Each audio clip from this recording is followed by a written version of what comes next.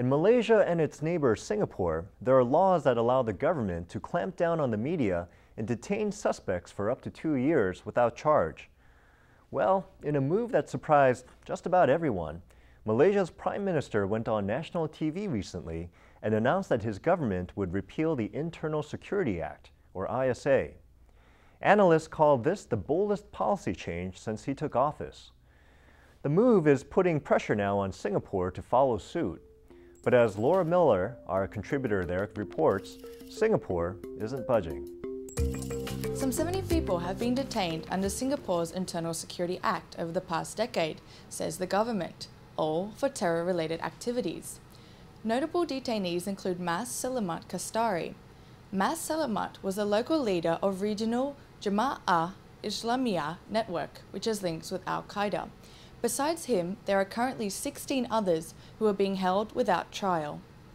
Singapore's position is that the Internal Security Act has been used sparingly and only for security threats, such as racial and religious extremism, espionage, and terrorism.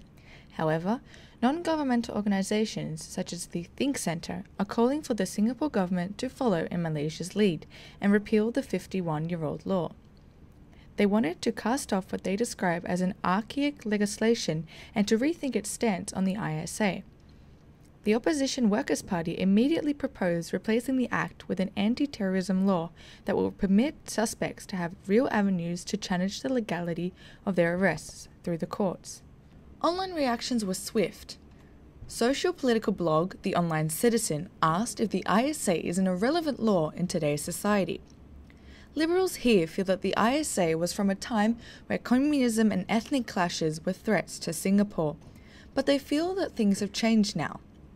Although the government has stated that no one has been detained under the ISA solely for political beliefs, a cloud of fear and suspicion remains. Local blogger Kirsten Hun wondered about the role of 16 former detainees whom the government had alleged were Marxist conspirators in 1987. Were they really conspirators and terrorists, or were they just activists, she asks on her blog. On Facebook, one of those detainees, Cho So Lung, has posted a statement from a group of former detainees, including herself. They've called on Prime Minister Lee Hsien Loong to make good on what he said in a 1991 interview, that Singapore would seriously consider abolishing the ISA if Malaysia were to do so. Malaysia's move to repeal the ISA comes ahead of the general elections that is widely expected to take place next year. And while Singapore's leaders have in the past stated that any review of the ISA should take Malaysia's actions into account, the current government states that, for security reasons, the ISA is still relevant and crucial as a measure of last resort. In Singapore, I'm Laura Miller.